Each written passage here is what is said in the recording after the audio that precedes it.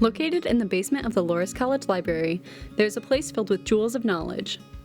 Containing published books, maps, oral history, video files, and a collection with over 35,000 images, the Center for Dubuque History has almost anything you would want to discover about the local area.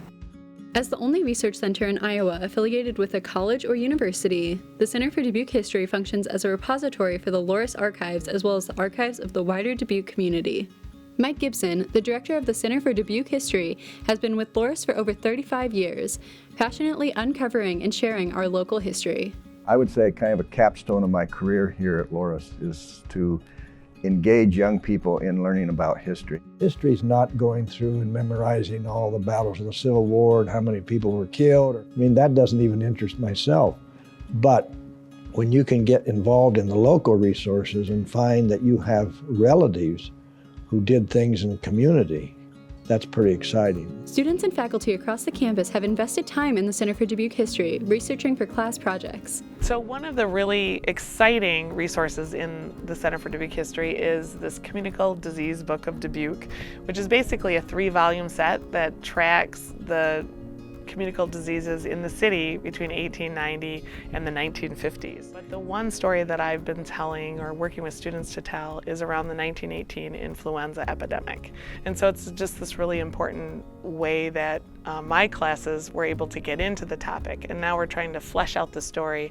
For students interested in history, the center is a great place to gain access to potential careers. When I started at Loras, I had no idea that I was going to be a history major, but eventually ended up as one anyways. But I knew I didn't want to teach.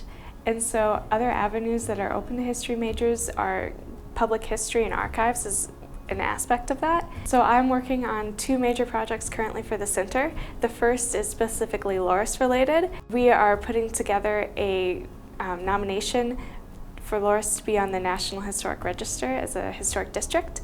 And so I've been researching the history of the campus ever since Loras moved to this location. But the center is useful to students outside of the history major as well.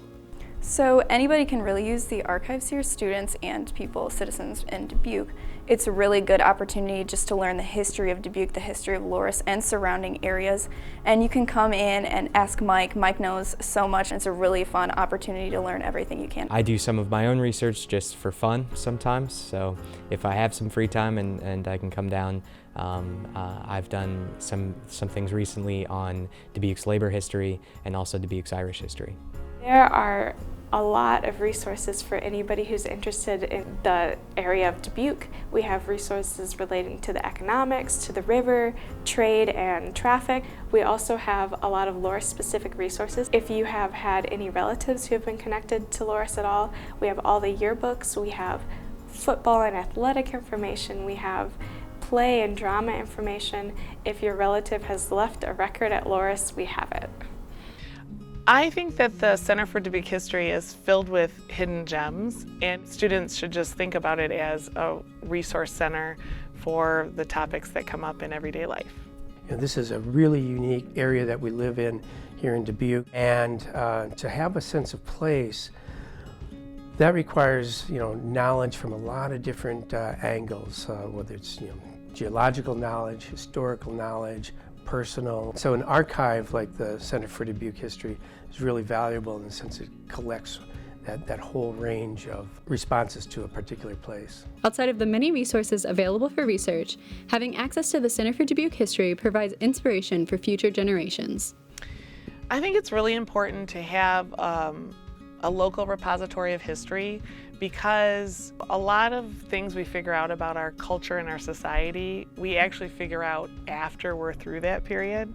And so because we don't know what questions we'll be interested in asking in the future, it's good to collect a whole range of things, because then it's available for people who want to ask those questions. A naturalist once said that in the end, our society will be defined not only by what we create, but by what we refuse to destroy. And I think this can apply to the importance of keeping our archival heritage alive as well, to preserve the bits and pieces, the stuff of which history's made. And that's the archives, and that's what we're all about here.